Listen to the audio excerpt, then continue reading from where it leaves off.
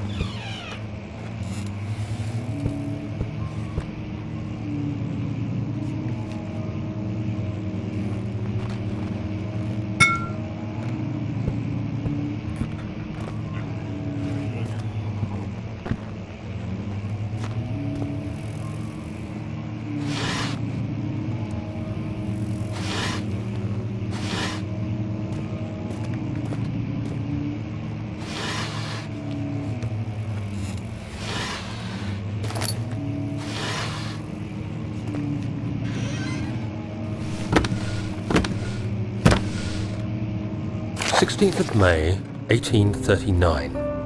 The unflinching African sun has continued to plague our expedition, making it impossible to dig until dusk. How Professor Herbert managed to find the location in these vast plains of nothingness remains a mystery to me. When I asked him about the tomb again, he told me about the legend of Tin Hanan, the mother of us all. An interesting story in its own right, but I can't help feeling there's more. Later that evening, we uncovered a passage beneath the dunes leading to a sand-covered stone structure. The professor was confident it was the tomb we sought and ordered the others to clear the way late into the dark, cold night. Tomorrow, I shall lead the men into the ancient structure, hoping to reach the burial chamber. No matter what the professor is keeping from me, the dig should yield something interesting to take back to London and the British Museum.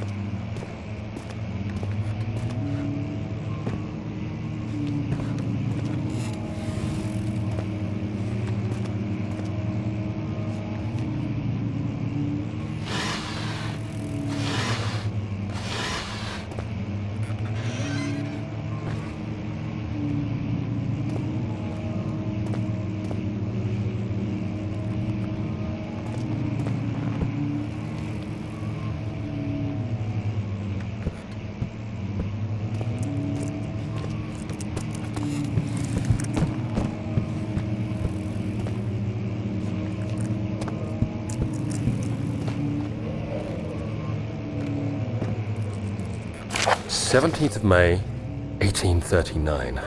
My hands tremble as I write.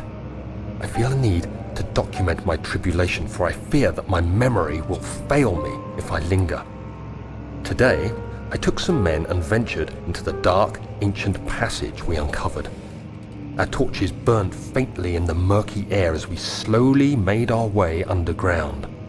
The men were superstitious and fearful. They argued loudly, and I felt their strange language getting to me. I mustered my strength and yelled at them to continue down the slopes and broken steps. The crudely carved passage confused me. It looked much older than the 4th century structure we had expected. The twisting path emerged into a great antechamber. The walls were lined with statues unlike any I'd ever seen. Despite their unearthly quality, I felt a strange familiarity toward them, which haunts me still. At the far end of the chamber, a great slab of stone sealed off whatever lay ahead. I gave the order to raise it, and as I pushed through the narrow space, the heavy stone suddenly dropped, sealing me inside. I was trapped.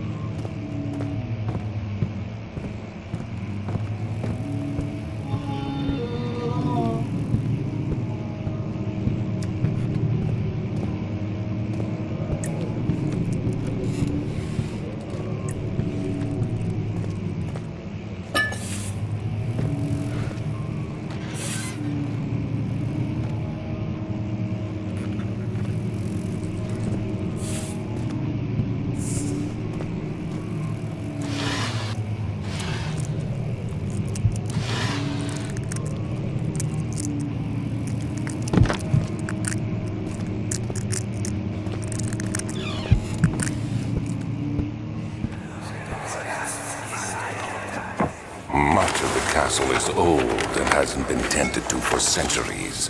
When the shadow arrives, it won't take long until things start falling apart. We're just buying time anyway. Let's do what we can. There isn't much to be done about the wars. We should reinforce weak structures. The ground will tremble and there's a risk everything will cave in on us, especially downstairs. Here, and there. Let's get the servants working on it.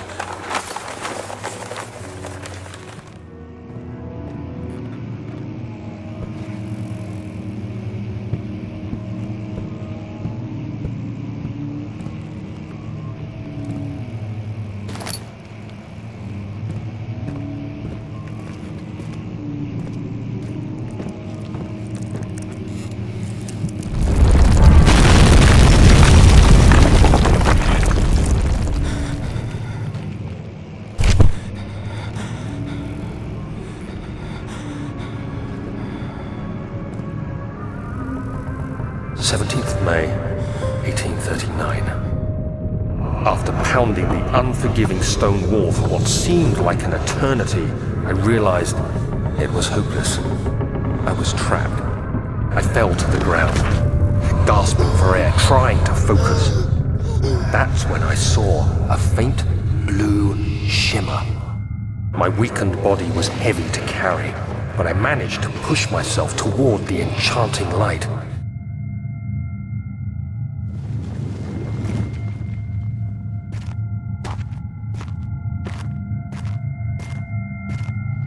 It was waiting for me.